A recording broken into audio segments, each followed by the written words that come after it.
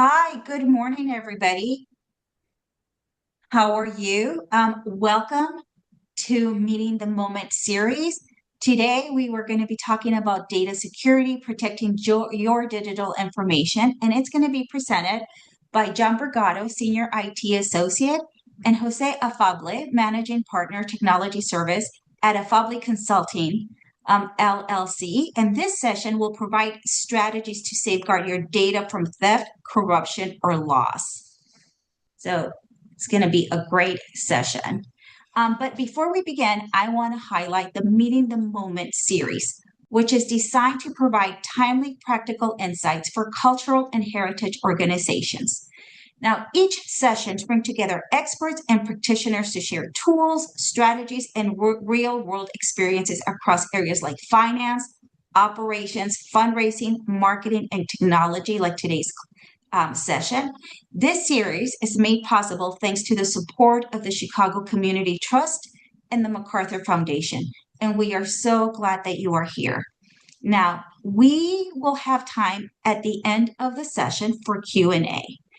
But feel free to drop your questions into the Q&A at the bottom of your screen as we go, and we will read them at the end. If you'd like to ask your question live at the end, we'll ask that you come off mute and turn your camera on. We also appreciate you staying until the end to complete a short survey. So I'm going to stop sharing and I'm going to turn it over to John and Jose to start the session.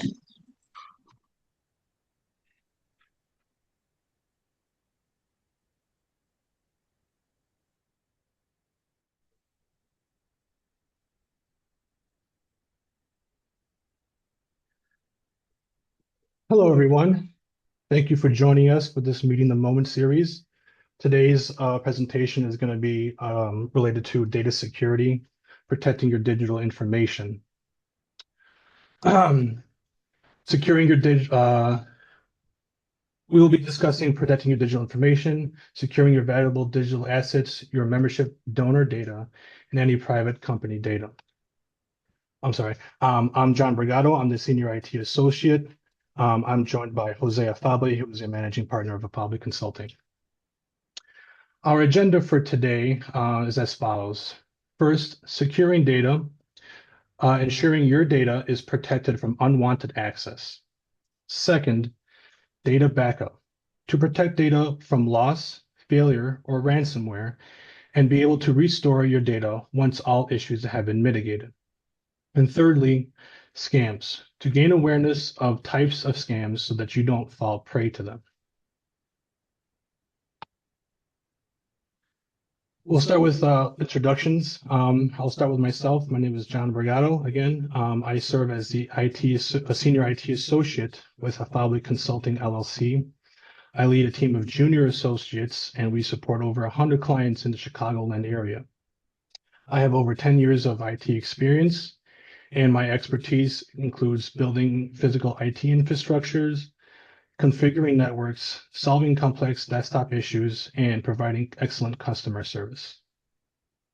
And my name is Jose Afable. I'm the managing partner of technology services with Afable Consulting.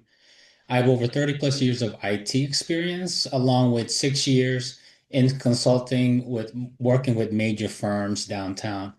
My wife and I, Yvonne Afable, which some of you may already know, we founded this company. This year marks our 25th year of servicing small businesses and nonprofits in the greater Chicagoland area.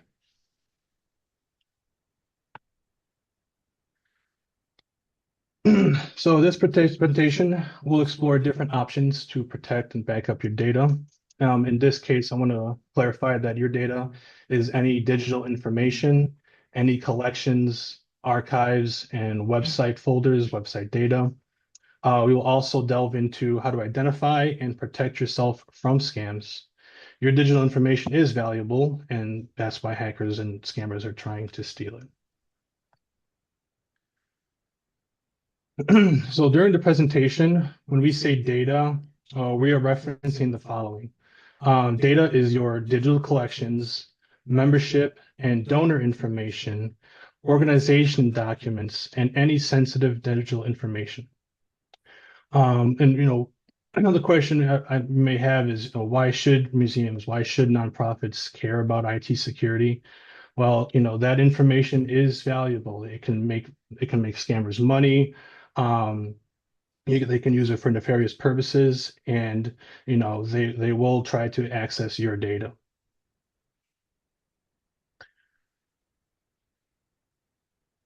So, how do we secure your collections, your data, your documents? We understand that many of you may have limited resources to monitor and manage security, but some of these items we'll talk about are very easy to do and manage. First thing is your passwords. This is the first line of defense. And what we like to talk about is password strength. And singular words as passwords are no longer recommended. Hackers are a lot more capable of guessing or using algorithms to intrude onto your password. So we recommend using longer phrase passwords.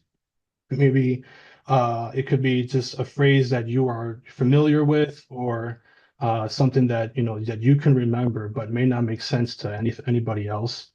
So long phrase passwords are recommended, and we also recommend updating your passwords on a quarterly or semi-annual basis, just to make sure that the passwords that you do use aren't usable going forward. Another thing is, I know a lot of you use a lot of credentials. Maybe you're managing a lot, so you may have credentials that are written down. And we recommend don't not only to not do that, but don't carry that around with you, because if obviously in the event that it gets lost or stolen, they have actual access to anything that you have written down there. So when it comes to passwords and all that, I know it's a lot to manage. So we recommend using password managers. Password managers are just software products that allow users to securely save credentials within the software. Now, a lot of password managers, we recommend using a software product that uses zero knowledge protocols. And zero knowledge protocols just mean that the vendor that you are using does not have access to the credentials that you store in there. The nice thing about password managers is that they are robust in features that include the ability to see the users that you have added to your organization under this software, and you can audit the credentials that they do save in there. So as an administrator of the software, you can assess each user's bank of credentials and see if they have any kind of weak passwords, and even have they even have features where the software monitors the credentials and will alert you to any kind of breaches in real time. So not only do password managers offer credential saving features, but they also do have file sharing features. So you may also want to implement that into your software. But the biggest thing is, password managers allow you to, even share credentials amongst other users securely. You can make sure that credentials are up to date, and you can have real-time monitoring access to them. The next thing I'd like to talk about is multi-factor authentication. And there are many ways to enable multi-factor authentication. But the main three are, obviously is a facial recognition. We don't recommend that though, because those are easily fallible. People with a picture of you can just put that up to a camera, and it will allow access to either your computer, your mobile device, or anything like that. Um, fingerprint fingerprint sensors are available on most mobile devices and most laptop computer devices. So we do recommend enabling fingerprint recognition to further secure your devices. Um, we also want to ensure that you enforce multi-factor authentication throughout all users. We want to, as an organization, it's not enough to just have one person or a couple people, having multi-factor authentication. And, we highly stress that, you make sure that all of your users who access any kind of software products or any kind of sensitive data have multi-factor authentication enabled. And we suggest that using security codes either tied to an email or tied to a cell phone as the most safe way to use multi-factor authentication. Now, when it comes to that, we recommend also that all users are set up with recovery codes. It has been in my experience that people who regularly need access to a specific software have maybe forgot their credentials or their credentials just simply don't work, and in that event they don't have their recovery codes, and it creates a whole workflow disruption because now we have to either delete the account that can't get in, and they have to restart their account, and it just is just not a good thing that you have to do all that if the user forgot to keep their recovery codes saved on a file on their computer or saved on a external hard drive that is accessible to them, and where they can use those codes to recover the account. So yeah, make sure that anybody who uses multi-factor authentication, has the recovery codes readily available. So for software updates, we like to suggest that you create, as an organization, you create policies that include quarterly operating system updates, um, website updates, and antivirus updates. Now, when it comes to operating system updates, there are a lot that you see on Windows, but the most important updates that we recommend for Windows are the security updates. And those security updates ensure that your computer is safe from new hacks, new ways of that hackers invent to get in. Um, we also, and when it comes to website updates, make sure your plugins, make sure your themes are up to date. And also, we like to say to make sure that any security patches that are available are, that you do update them on a regular basis. Now, antivirus software, we, you know, we, re we recommend subscribing to reputable software. I mean, and I know since you guys have limited resources, centralized antivirus software may not be a right fit for you.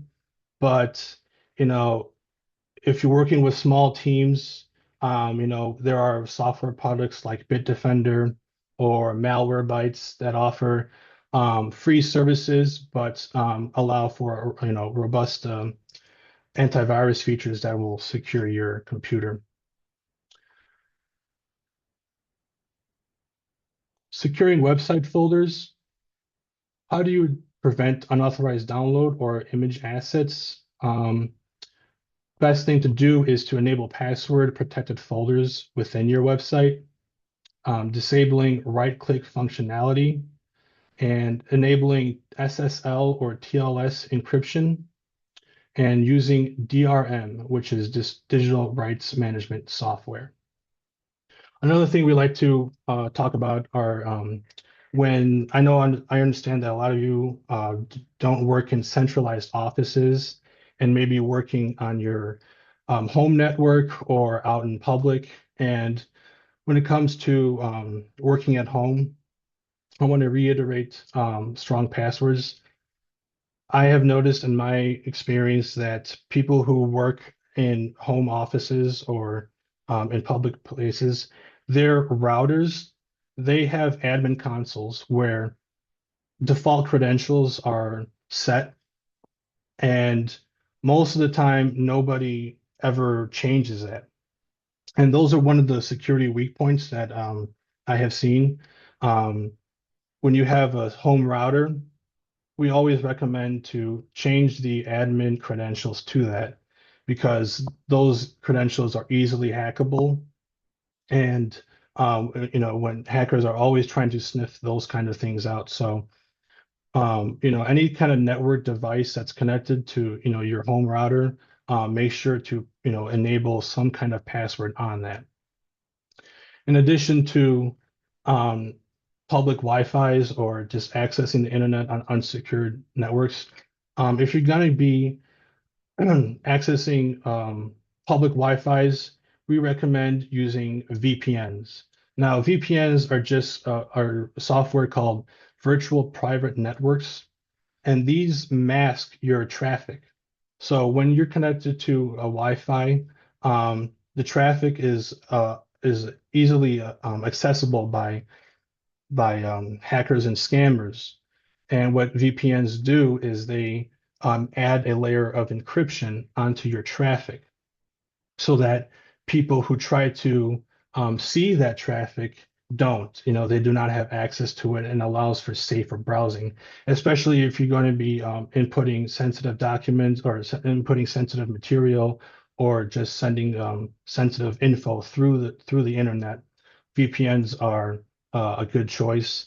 NordVPN is a reputable company, and we've used that before.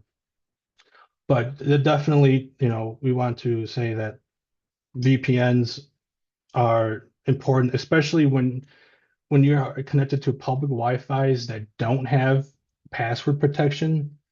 Um, those are the most easily hackable Wi-Fi's where scammers can see any device that's connected to those Wi-Fi's. So we want to make sure that if you are connecting to those, a VPN is installed and working. As far as old accounts that are, I know you guys use a lot of third-party software where you have to create accounts, and there are going to be employees or interns or volunteers that may have had accounts but then have left. So we want to make sure to regularly go through all of the accounts that have been created and delete any old ones. Hackers will be able to access unused accounts even though they're not there and the person doesn't work there anymore. But if as long as they're still active, they can use that to infiltrate into your organization. In this section, we'll discuss backing up your data. Data loss can and will happen. Scheduled backup of data will mitigate work disruption. Now, what backup strategy do we recommend? When backing up data, we recommend 3 redundant copies. And what we mean by data, we mean and all of your digital collections and all of your archives, bank accounts, records, images, videos, anything that you upload to your website. We recommend having a copy of all of that stored in 3 redundant copies. So when it comes to local storage, we recommend 2 of those, two copies to be stored on either external hard drives, dedicated computers, or if your data set is small enough on USBs. But when it comes to when it comes to local storage, we recommend that you encrypt either the actual computer that you were using or the external hard drive you were using. BitLocker is a Windows feature that you can use to actually encrypt your external hard drive for your computer. So it's an easily usable feature that will do the encryption for you. As far as the third copy, we recommend using a cloud backup of all of your data, all of your collections, all of your archives. And the nice thing with that is there are a lot of reputable software products that you can use. Google Drive and Microsoft OneDrive, Dropbox. Those are reputable companies that you can trust to store your data on a cloud. And the one thing you can do with that is if you have a dedicated computer or an external hard drive, you can connect those drives to the cloud service so that not only is your external hard drive being backed up on a weekly basis, but it also updates the cloud service as well. And we like to ensure all backups are set on a schedule to automate backup new data that comes in. We would suggest, on a weekly, daily basis or any kind of schedule that you deem fit. But in any case, always have a schedule to back up those three redundant copies. And when it comes to cloud management, we suggest to have a user assigned as an admin of the files so that they can monitor the cloud storage. Um, Having one user being able to monitor that makes your workflow a lot easier. File maintenance, we regularly want to audit the files, the collections, the archives that are in your folders. Check for duplicates, check for old files. I mean, I've seen a lot of organizations where they keep old files that, they may not use anymore, they may not be relevant, but may have information that hackers can use. And, just simply leaving it in your folders, leaving it on your website, is vulnerable. And always we suggest having, a a set audit to make sure that those files are deleted and not accessible to anybody. When it comes to encryption, I already mentioned this, but BitLocker, whenever you are using external hard drives, USBs, or dedicated computers that save all of your data to encrypt it, BitLocker is an easy way, and it just allows for a password to be created. So if anybody tries to access that, they have to put in a special password for that. So if in the event that anything is stolen or lost, um, they can't access it because it's encrypted.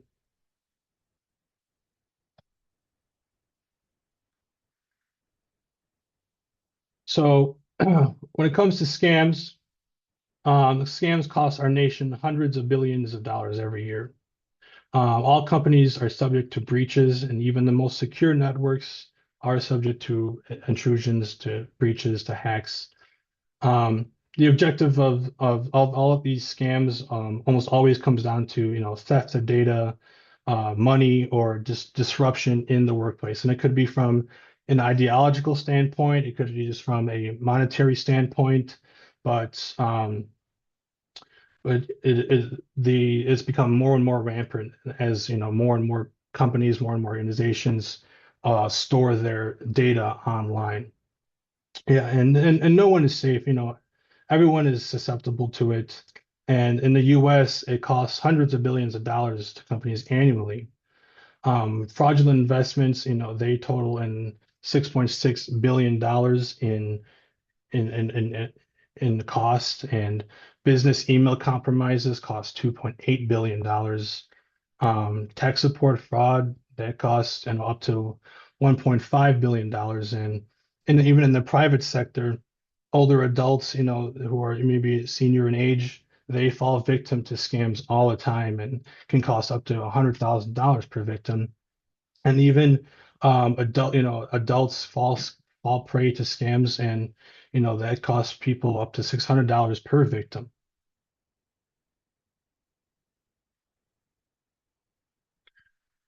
Now, when it comes to scams, there are a bunch of different types, and we'll talk about them. But the most prominent one are phishing emails. Those are rampant in the online world. And phishing emails are malicious actors that pose as reputable companies or a trusted source that will try to get you to share sensitive information. And these scammers will try to create a sense of urgency so that they get the user to be in a heightened state of emotion and make will get them to make a mistake and send them sensitive data, sensitive information. Messages will appear legitimate, but it actually directs you to, or it can include a link. It include a request to send money, and it will may appear legitimate, but in those any kind of link or those any kind of request may send you to a fake website or get you to a fake bank account website and will prompt you to send money over unknowingly, and then you're out all that money. Um, Ransomware are just types of malware that puts a lock on your computer or on your files. And what happens is that it's sort of like a phishing email where either someone reaches out to you to click on something, to click on a link, or someone may even reach out to you acting as a trusted source and ask you to install a piece of software that may look legitimate, but once you do install it, it completely locks down your computer. And what happens is that the scammer creates a password that will that only they know, and then will extort money from you, data from you, and in order to unlock your computer. So those can lead to, financial or reputational damage. So always be on the lookout for any kind of a suspicious link or any kind of suspicious request. When it comes to malware, malware is just a broad term for viruses, worms, ransomware, spyware, and Trojans. And viruses are just a type of malware that attaches itself to a legitimate file or program. So you may download, maybe some kind of document or maybe some kind of third-party software, and you may not know that that maybe have an infected file or folder where malware is embedded. And when you install that, it is now on your computer and free to do whatever it was programmed to do, either make disrupt your workflow or delete delete files or anything that could be damaging. Worms are similar to viruses and that they replicate, but worms replicate themselves automatically. So what happens is that an infected file gets downloaded to your computer, and once it's on your computer, it will duplicate itself onto another piece of your operating system or attach itself to either emails or other documents that may get sent out to other people, which then affect their computers. So worms are definitely one of the more dangerous ones, but as long as you have an antivirus software, you'll be able to mitigate the risk. Spyware is just uh, spyware is this smaller malware designed to operate quietly in the background, and they collect information that you type. So what happens is that spyware can record or see what you are typing on your keyboard and can send that info back to whoever installed that spyware. So that's mostly prevalent in browser extensions. So I know a lot of people who use browsers may install extensions that they aren't aware of, and what happens is that those extensions aren't noticed, and as people type stuff, work on documents, all that gets sent to the scammers, so they'll be able to use what you type as for malicious intentions. So that's something to be aware of. Um, any kind of browser will have extensions. So Microsoft Edge, Google Chrome, Firefox, all those allow for extensions to be installed. So every once in a while, maybe check your extensions to make sure there's no suspicious ones that you don't even know or don't even use. To make sure you delete them, and you'll keep your browser safe. And all of these malwares share the same goal. They to gain unauthorized access, disrupt operations, steal sensitive information, or generate profit for the attacker. Now, the newest one is phone spoofing, and we've had some experience with that, where this is actually kind of newer now that the AI has been involved with this. AI voices can be used to sound like trusted people on top of using trusted numbers and masking their number as a trusted number. So what happens is that a scammer can make a call out to you and make it look like it's coming from a trusted person, their cell phone number, and they can also implement AI voices, which will also sound like the person that you are trying to talk to. So if someone is making a call to you that you know and is making a request that they may not usually do, but it sounds like them and it's coming from the right number, reach out to the person, call back the actual number, email them, text them, or if there's someone that who may be, with that person, call them and verify that the request is legitimate. Because, in this day and age of AI, that is definitely a possibility. I'd like to now turn it over to Jose to talk about some experiences he has with scams. Thanks, Johnny. I wanted to go over some of the you know, breaches, intrusions that we've encountered while working. Um, one of the things that we've dealt with clients in the past are phishing emails. Um, we really have to be vigilant in reviewing the emails that are requesting for sensitive information. And in this case, it's as simple as looking at the email address and just verifying that it is a legitimate email address. A lot of times these phishing emails, if you look at the email address, it's not it doesn't pertain to any organization that they work with. Also, email addresses. An example would be, let's say you have a Citibank account, and their domain name is citibank.com, but the email is coming from city-bank.com or .org or .net. Well, those are things that you have to look out for. A lot of these phishing emails are successful because people don't really review the email address where it's coming from. We've had um, we've had a client in the past where um, one of the ED's email account was compromised, and that the scammer sent an email to the staff to wire money to a bank account um, without verifying that it was a legitimate request, and they actually wired that money. Luckily, they were able to recover that money.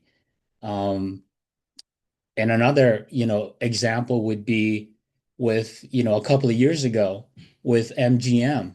The globally, their system was compromised and actually held for ransom. I don't know if that was in the news for quite some time.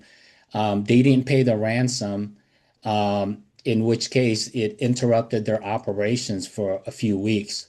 They couldn't make reservations, and I believe their slot machines were affected to where they can't be used. Um, With regards with phone spoofing, that's one of the ones right now that's really prevalent, and people get victimized by this quite a bit. I've had this experience myself. Someone was pretending to be a representative of the bank, and because I was busy, I didn't have the chance to actually verify who was calling from. But in any case, the best thing to do when it comes to phone spoofing is to just hang up, because if it's really important, you're going to get notified directly, either by mail, or additional phone calls from your bank. But in any case, the best thing to do is hang up and just call the number on the back of your credit card or your statement. Uh, we really have to be vigilant when it comes to this, because it's prevalent, it's everywhere, and without having the knowledge on what to do, we can easily fall victims to it. I'll turn it over back to you, Johnny.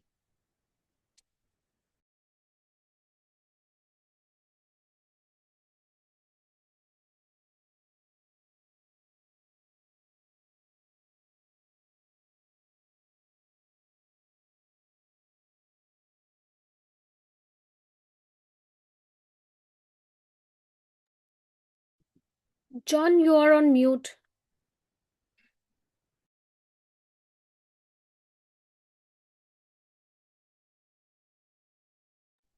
Sorry about that.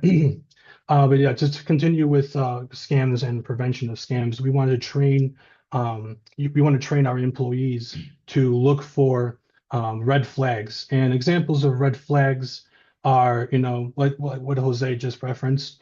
If you're getting an email from someone who may be acting like a reputable source or trusted source, look at the email domain.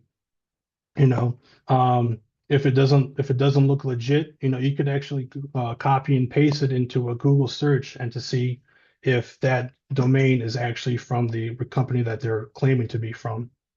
um, Within the emails too, poor grammar or unusual wording is definitely a red flag. This is improving and making it harder to recognize, though, because AI is obviously allowing these emails to be more and more sophisticated. And another red flag is unexpected attachments or links. So, yeah, if you're getting a request to send money to a specific account that you may not have seen before, you know, verify, verify with that, verify with the person, call them, make sure that this is indeed what they're trying to do. Verification codes as well. Some might be asking for a verification, or some might even send a verification code to your email and then act as if the trusted person is asking for that verification code, but it's actually somebody else. Yeah, regular cybersecurity training helps staff recognize common threats such as phishing emails, scams, and fake websites. The training should also cover strong passwords, protect login for information, and report suspicious activity. Yeah, when everyone understands their role in data protection, the organization becomes a lot more secure.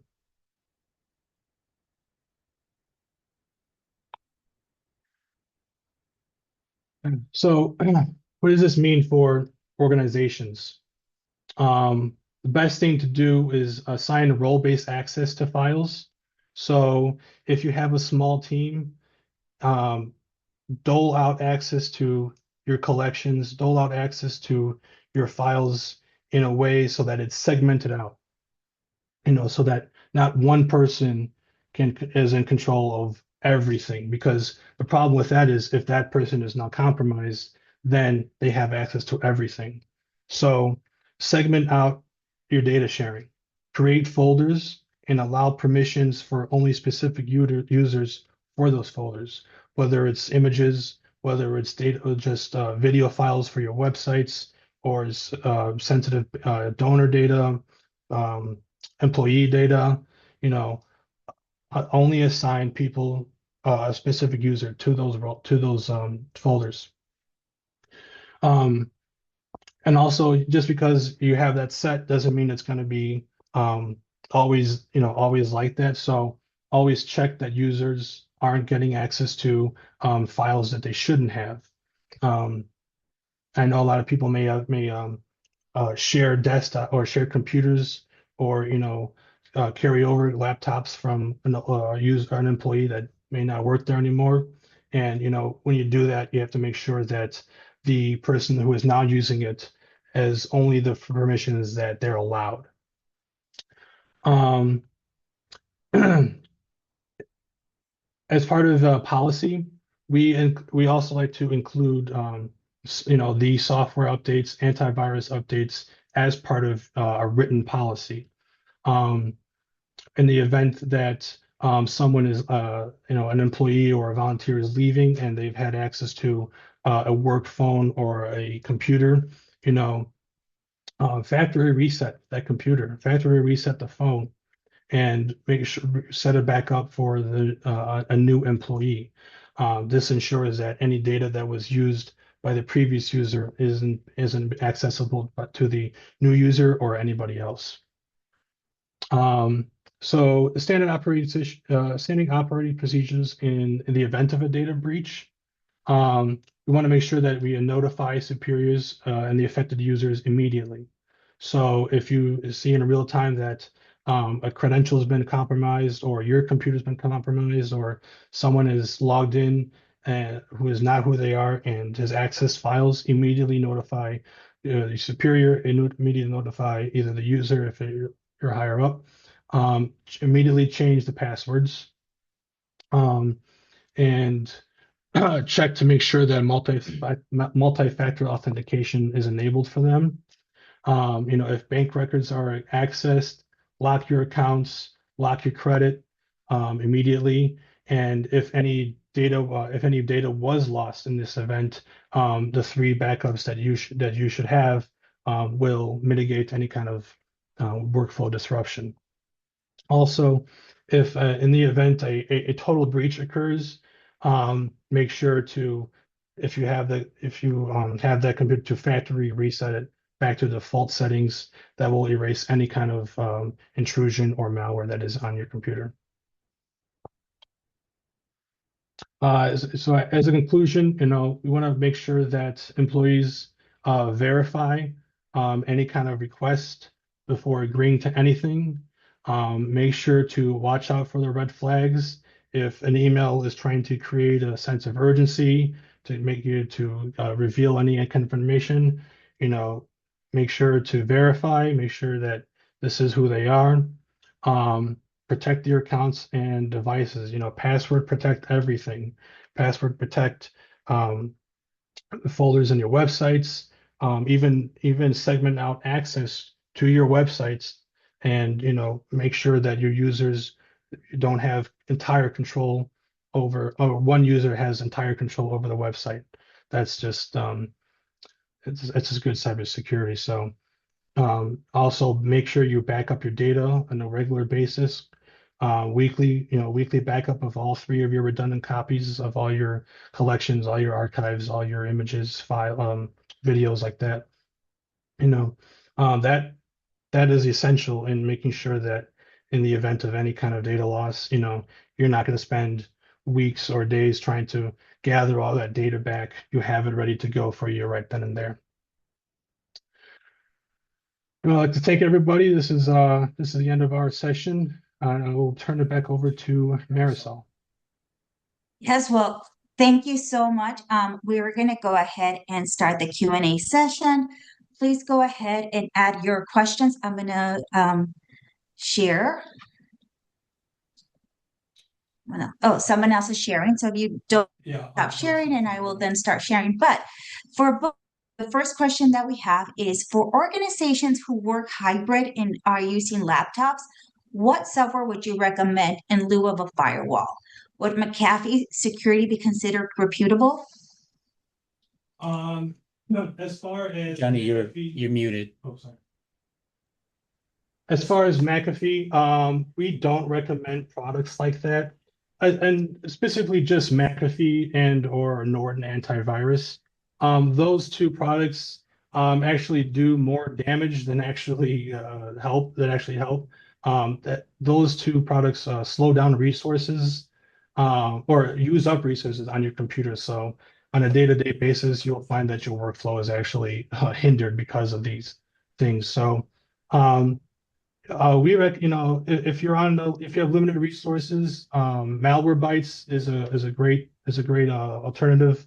Um, Bitdefender is also one, and if you can, if you have the ability to, centralize antiviruses like Barracuda or CrowdStrike, allow for um, real-time monitoring of devices that are connected to, your Barracuda account or CrowdStrike account.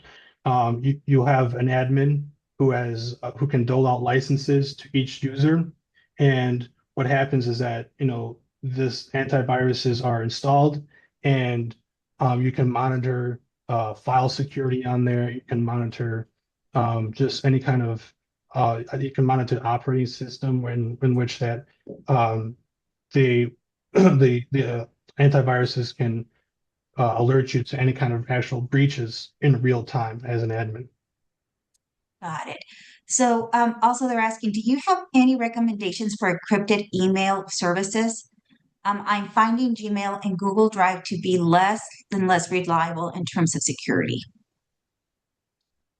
We'll have to look into that one because we usually just recommend if you're using Microsoft or Outlook, I believe they have a native encryption service, but we can offer a one-on-one on that to discuss what you can do to encrypt emails like that. Okay. And then could you please provide examples of password managers? Password managers, we use something called Keeper. Keeper is a robust password managing service, where as an organization we create admin roles, and then with underneath admin roles, each employee has an account, and within their account, their own vault, to so to speak, they can store all their credentials, and those are saved in an encrypted cloud service that Keeper, manages. But when it comes to the zero knowledge protocol, they absolutely do not have any access to any of the credentials or files if you use the file sharing mechanism with Keeper. But like I said, those these kinds of software products, allow for real-time monitoring of your credentials, so you can see how many each user has. You can see the strength. They'll give you a score strength, where each credential is measured by the strength of the password. Um, you can audit each user to make sure that none of the passwords that they have are have been hacked or breached, and they can integrate also with other third-party software to make sign-ins easier and make your workflow better. And I wanted Got to it. add something to that. The reason also we use Keeper is that we have employees that leave the company, and over time they've accumulated lots of credentials from different accounts and what have you. We can actually take her Keeper account and transfer it to someone else that's still maybe her supervisor, so that we can go and do an audit of those records, so that we can determine whether those accounts are needed or not. Got it. So a quick question here is, doesn't Proton Mail provide encrypted email? Um, I do not. I don't use Proton encrypted emails, but I'm sure that a reputable email service like that does. And and if they do, we recommend to absolutely enforce that on your emails. Got it. So, John, you did mention a couple of times about having policies, right? Yes. And I was just wondering, overall, for a small organization, Mhm. three policies that they should have for IT in general, which would include Uh, security, but what other policies would a small organization need to have? I think the three most important ones, um, multi-factor authentication. And I know it's a hassle to have to, when you ever have to log in, you got to pull out your phone, input a security code. But that is the most important thing. So I would say that, that would be the first thing. Um, another policy I would say is to, um, yeah, update your operating system, update your websites. So plugins, themes, security patches, quarterly go in there and make sure all those things are up to date. And then for a third policy, I would say just audit everyone's password, make sure that they're changing it on a quarterly or a semi-annual basis, and just make sure all your files are organized and you're not leaving anything behind. I wanted to add something to Okay. that. One policy I would recommend is actually um, what to do if something does go wrong. If a breach happens, a lot of times, even for a small organization, you don't have that. And I think it's necessary. It's just to help the staff to know what directions they should go to if something does happen. If they fall victim to spoofing, what do we do? Um, it just outlines the steps of and procedures to follow so that they can recover from that breach. So, Jose, where would you send somebody with limited resources to find kind of policy, or where would they go in order to get the help to write a policy like that? Actually, you can actually go do AI, just run it by AI and they'll do it. But if anyone needs any help, that's something that we can, certainly assist them with it. Great. We do have another question. It says also, does Google Workspace provide automatic backups weekly? Yes, it's a cloud-based service. So yes, Google Workspace is a cloud-based service in itself. So anything you do save to that cloud is automatically backed up. So when it comes to, scheduling backups, that's mostly pertains to your local backup. So anything on an external hard drive or dedicated computer, make sure that not only are you updating new files that come in to those to your external hard drive, but also that that external hard drive is connected to Google Workspace and backed up to that. And Mhm. specifically, it's Google Drive that does the backup for Google Workspace. We've set that up with our employees to where they can maintain a local copy. And if any changes is done to any of the files in that local copy, it automatically detects it and backs it up to the cloud to their Google account. Great. And the last one that we have before we move on to the survey would be, you also did mention having training and training your organization and your employees in your organization. Where would we find those resources for training if we wanted to do it a little bit more official?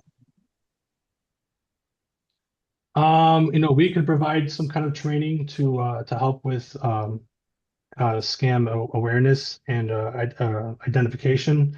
But if you want to just, you could even just do it on your own, set up an email that may look like that's, coming from you and test your employees, send them an email that's requesting something and see who responds, and if a user does respond, teach them how to identify what was not correct with the email and, they can be better prepared for it in the future.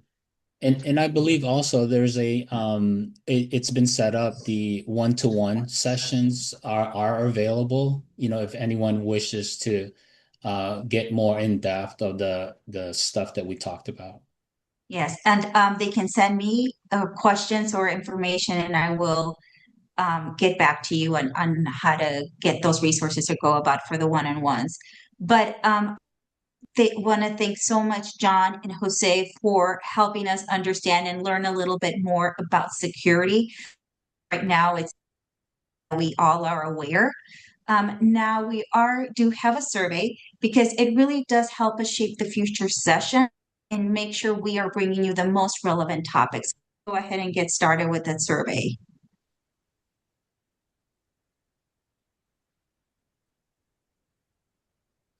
Okay. So the first question is, how relevant was this session to your role or work? Right? Was it very relevant, somewhat relevant, neutral, slightly relevant, or not relevant?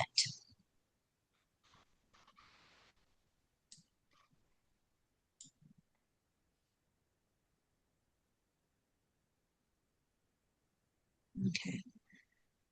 So overall, how would you rate the session? Excellent session, very good, good, fair, or poor?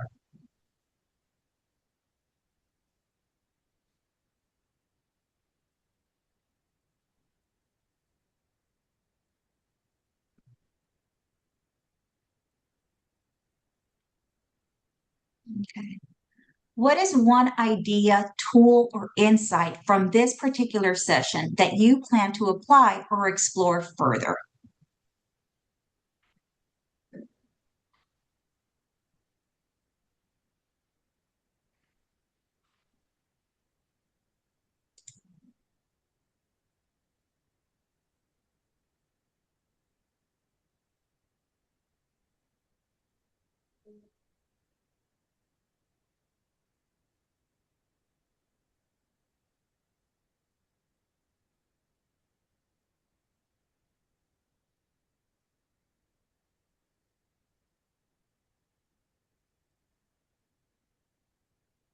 What would you like to learn more about related to this topic?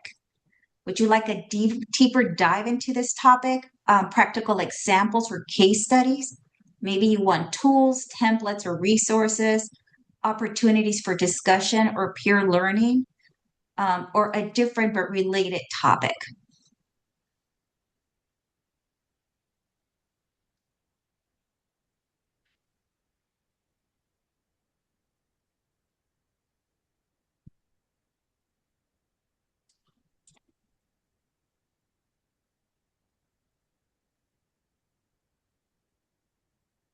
And our last question is, oh, I'm so sorry, this is not the last question, but after this session, how confident do you feel about applying what you've learned? So you're much more confident now about security, somewhat more confident, no change, or less confident?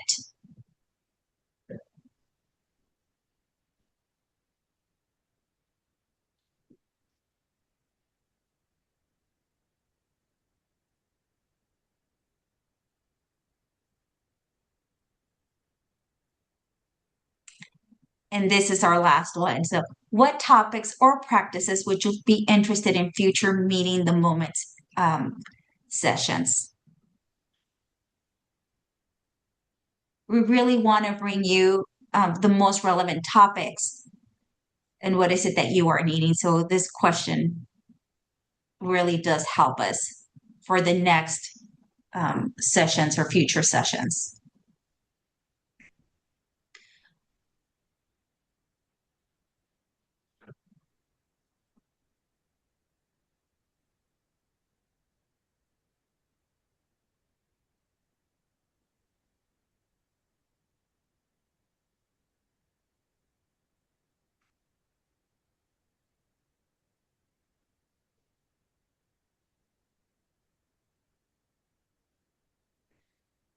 So once again, I do really want to thank John and Jose for helping us understand security a bit better, making us think so much. Thank you so much for joining us.